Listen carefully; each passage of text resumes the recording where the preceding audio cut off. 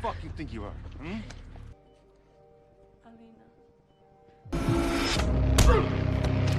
Halo Baguser, gimana nih punya kabar? Oke kan? Seperti yang kalian minta di kolom komentar, ada yang meminta alur cerita film Equalizer.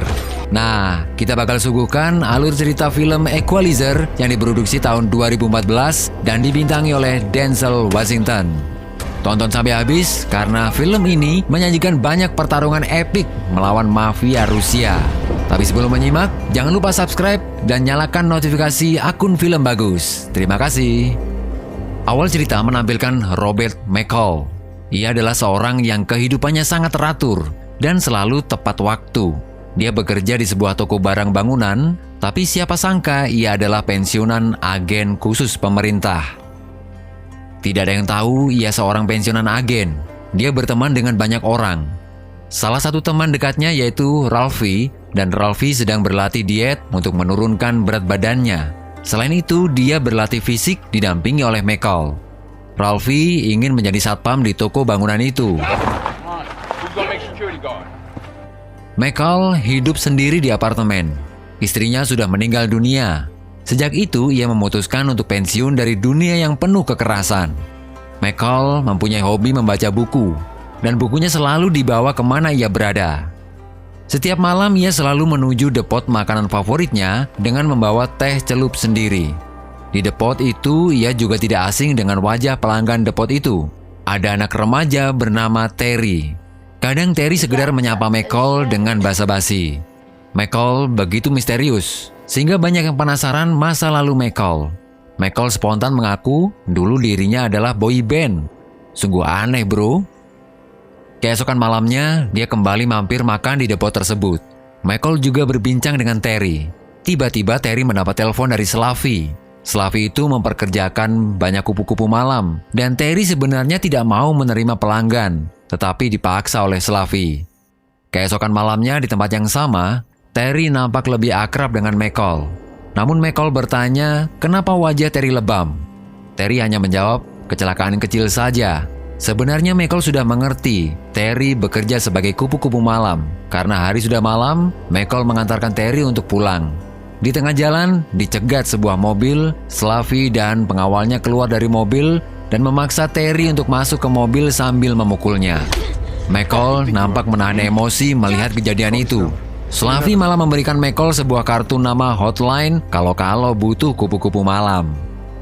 Hari demi hari, McCall tidak bertemu dengan Terry. Ternyata Terry sudah berada di rumah sakit karena ada yang memukulinya. Sontak McCall mengunjungi Terry dan melihatnya dari kejauhan. Ada sahabat Terry yaitu Mandy, dia nampak sedih melihat kondisi Terry. Mereka kemudian bertemu di lorong rumah sakit. Dan McCall mencoba ingin tahu apa yang sebenarnya terjadi. Mandy bercerita ini semua perbuatan Slavi. Kita tidak tahu apa yang dipikirkan McCall semalaman. Akhirnya, McCall melakukan tindakan yang tidak masuk akal, yaitu mendatangi markas Slavi berbekal kartu nama yang diberikan kepadanya.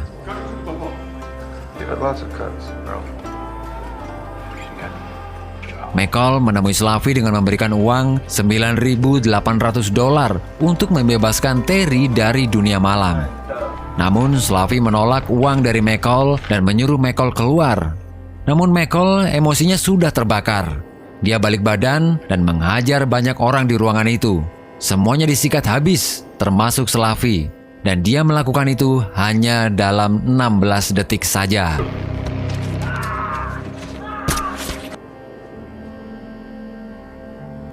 Keesokan paginya, McCall bekerja seperti biasa dan pulang ke rumah terus melihat televisi tentang berita tewasnya 5 orang dari Rusia. Berita ini meluas sampai terdengar bos besarnya di Rusia yang bernama Pushkin. Pushkin mengirim pengawal pribadinya ke Amerika untuk menyelidiki semua yang terjadi. Orang itu bernama Nikolai. Nikolai dibantu polisi jahat bernama Frank. Frank dan Nikolai mencurigai ini perbuatan mafia lainnya. Untuk itu, keesokan harinya, mereka mendatangi markas mafia dari Irlandia. Nikolai langsung menghampiri John, sang bos, dan mereka tidak tahu apa-apa mengenai kejadian 5 orang tewas tersebut. Dari awal, John tidak suka dengan mafia Rusia. Mereka bersitegang dan akhirnya berkelahi. John dihajar oleh Nikolai. Nah, adegan berpindah ke Michael. Dia sedang berada di rumah makan milik ibunya Ralphie. Rumah makan itu barusan kebakaran. Michael menawarkan bantuan untuk membereskan tempat itu. Namun Michael curiga kebakaran ini semua pasti disengaja. Akhirnya Ralphie bercerita bahwa ibunya diperas oleh 2 polisi jahat yang meminta uang pungli setiap bulannya. Nah, mendengar hal itu, malam harinya setelah 2 polisi mendapatkan uang dari ibu Ralphie, Michael langsung berbicara dengan 2 polisi itu. Michael mengatakan sudah membuat video aksi jahat keduanya. Kemudian Michael mengajar 2 polisi itu dan meminta uang hasil perasannya dikembalikan.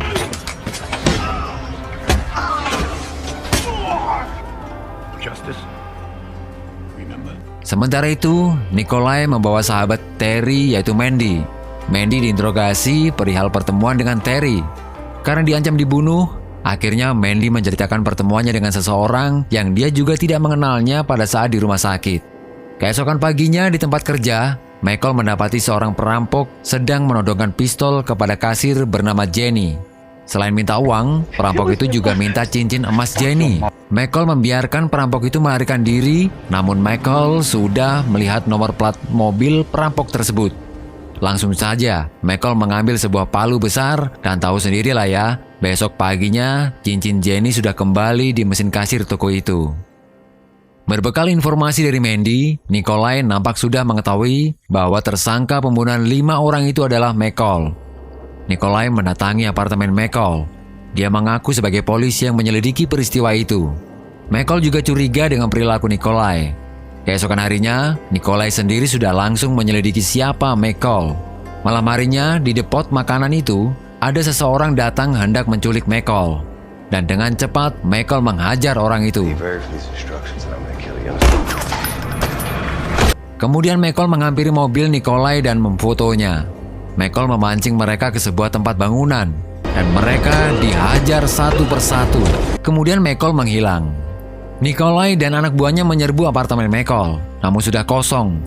Kemudian mereka pergi, namun sebenarnya Michael mengamati mereka dari kejauhan.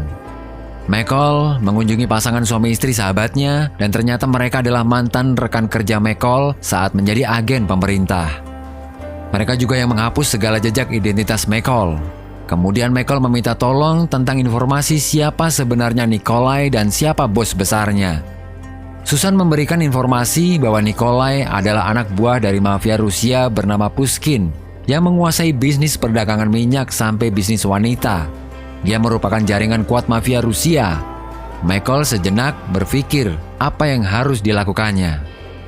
Beberapa hari berikutnya, Michael ternyata langsung ke rumah Frank, polisi jahat itu.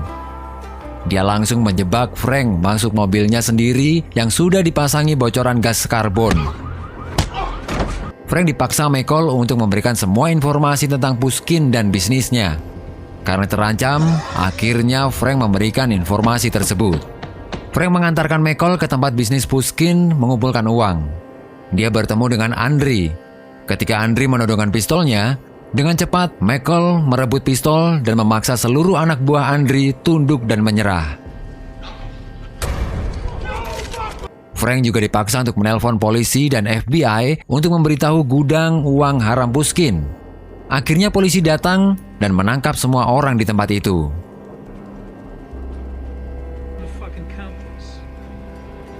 Malam harinya, Michael mengejutkan Nikolai. Ketika sedang berada di restoran Rusia, Michael langsung mendatangi Nikolai sambil menyarankan Nikolai untuk segera menghentikan segala bisnis Pushkin di Amerika. Michael mengancam jika tidak dihentikan akan dihancurkan. Kemudian, Michael kembali ke apartemennya dan mengirim email kepada FBI tentang semua transaksi haram Pushkin yang telah memberikan banyak sekali suap kepada pejabat-pejabat di Amerika. Dan Michael langsung menuju pelabuhan tempat kilang minyak Pushkin. Di pelabuhan itu, Michael memasang sejumlah bom dan diledakkanlah semua kapal dan kilang minyak milik mafia Rusia itu. Mengetahui bisnisnya hancur lebur, Pushkin marah dengan menelpon Nikolai. Dia memerintahkan Nikolai untuk segera menghabisi Michael. Dia sudah menyiapkan pasukan bayaran yang profesional untuk membunuh Michael. Akal licik Nikolai adalah menyandera semua teman Michael di toko bangunan. Dengan seperti itu, diharapkan McCall akan menyerah.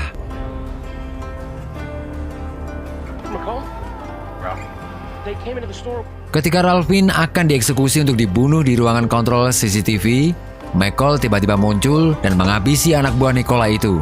Melihat hal itu, Nikolai mulai geram dan langsung mencari McCall di lorong-lorong toko.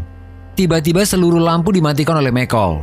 Dan dimulailah strategi perang gerilya yang dilakukan McCall. Satu persatu, McCall membunuh anak buah Nikolai. Perkelahian demi perkelahian terjadi. McCall tidak luput dari cedera akibat perkelahian itu. McCall sempat tertembak di kakinya. Kemudian, Ralphine yang sempat membebaskan teman-temannya ternyata kembali ke dalam gedung dan menolong McCall yang terluka. Namun satu buah tembakan juga mengenai kaki Ralphine. McCall meminta Ralphine untuk lari ke ruangan kontrol untuk segera menghidupkan seluruh lampu di ruangan toko itu. Ketika lampu sudah hidup, sebuah ledakan terjadi dan menewaskan salah satu anak buah Nikolai. Nikolai rupanya bergerak menuju ruangan kontrol. Ketika dia hendak menembak, munculnya McCall dari belakang dengan senjata mesin paku. Dengan mesin itu, berkali-kali McCall tidak ada ampun menghabisi Nikolai sampai Nikolai tidak berdaya dan tewas di tempat. McCall langsung pergi menghilang. 3 hari kemudian, sebuah rumah bak istana yang ternyata itu adalah rumah sang gembong mafia Pushkin. Pushkin yang lagi mandi tiba-tiba dikagetkan dengan kedatangan McCall. Pushkin ingin memberi uang kepada McCall agar batal membunuh dirinya. Namun McCall lenyap begitu saja. Pushkin menyalakan lampu dan mematikan keran air. Tetapi ternyata McCall telah memasang aliran listrik yang membuat Pushkin tersengat dan tewas. McCall pulang dengan gagahnya setelah menghabisi seluruh anak buah Pushkin di rumah mewahnya. Dan selesai sudah alur cerita film Equalizer. Yo Baguser, terima kasih ya sudah menyimak alur cerita ini. Dan jangan lupa untuk subscribe dan nyalakan notifikasinya akun Film Bagus. Ketemu lagi di alur cerita berikutnya. Terima kasih.